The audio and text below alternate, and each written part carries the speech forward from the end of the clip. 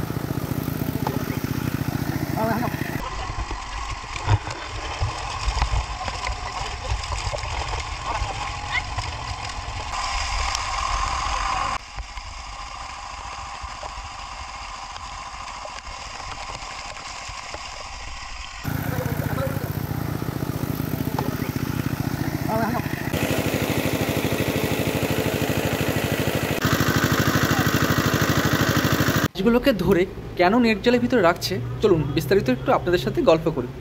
তো এই মাছগুলোকে যখন একত্রিত করা হয়, এই এতগুলো জাল ফেলে এই মাছ একসঙ্গে যখন করা হচ্ছে, তো এক একটা মাছের পাওয়ার এক এক রকমের থাকে। তো এখানে অনেক রকমের মাছ রয়েছে, মিষ্টি জলের মাছ এখানে সবই রয়েছে, সিলভার কার্প বলতে পারেন, রূপচাঁদ বলতে পারেন, এবং ভেটকির কিছু বাচ্চা রয়েছে। এবার সব মাছ একটা নেটের ভিতরে কিন্তু রাখা সম্ভব নয়, তো তার জন্য আলাদা আলাদা তিনটে স্টেপ করে রেখে দিয়েছে। এক এক জায়গায় মাছ এক এক জায়গায় রাখার চেষ্টা করেছে। তো চলুন সেটা আপনাদের পদ্ধতিটা পুরো দেখাবো, কেন মাছ একসাথে রাখা হয় না।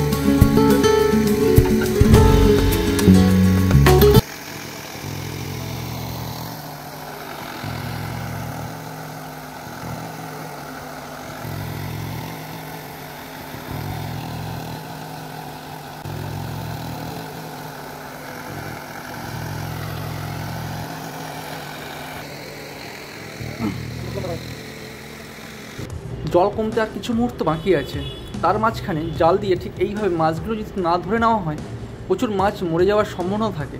জল কমার আগেই থেকেই কিছু মাছ ধরে নিয়ে ওই জালের কিন্তু দিতে হবে। যে জালটা আপনাদের সামনে একটু আগে দেখালাম, পরপর তিনটে জাল সিস্টেম করা রয়েছে, মানে অন্য একটা পুকুরের ভিতরে যে জালটা দেওয়া রয়েছে সেই জালে কিন্তু মাছগুলোকে রাখা হবে। না হলে মাছ একেবারে যদি জল সব কমে গেলে তাহলে পুকুর থেকে তাহলে মাছ সব মারা যাবে। তার জন্য আগে থেকে কিন্তু এই প্ল্যানিংটা কিন্তু করে রাখতে হবে।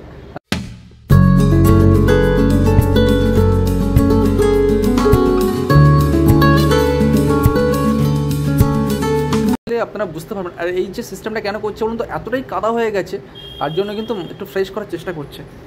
তো এখানে সবাই আসছে একে একে করে, এবং মাছগুলোকে একে একে করে সবাই হাঁড়িতে রাখছে, এবং কিন্তু এখানে কিন্তু কোনো বাছাই চলছে না। কিছু কিছু মাছ যদি ভেটকি মাছের বাচ্চা হয় সেটা আলাদা কোনো জায়গায় রাখার জন্য ব্যস্ত হয়ে থাকছে, কারণ ভেটকির একটু দামটা একটু বেশ ভালো।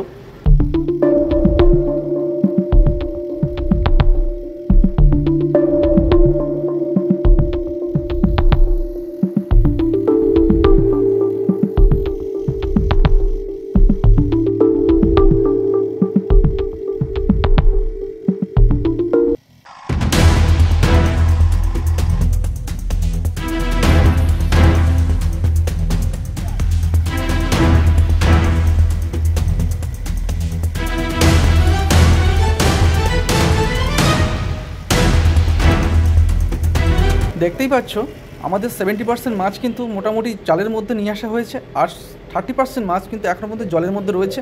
ওটা আরেকটু জল যতটা কমতে থাকবে মাছ ততটা আবার পেয়ে যাব। তো দেখতেই পাচ্ছ, আর এই মাছগুলো ফ্রেশ করে এখান থেকে কিন্তু বাজারে কিন্তু এক্সপোর্ট করা হচ্ছে। তো চলো বন্ধুরা, নতুন হয়ে থাকলে অতি অবশ্যই লাইক শেয়ার কমেন্টস করতে ভুলবেন না।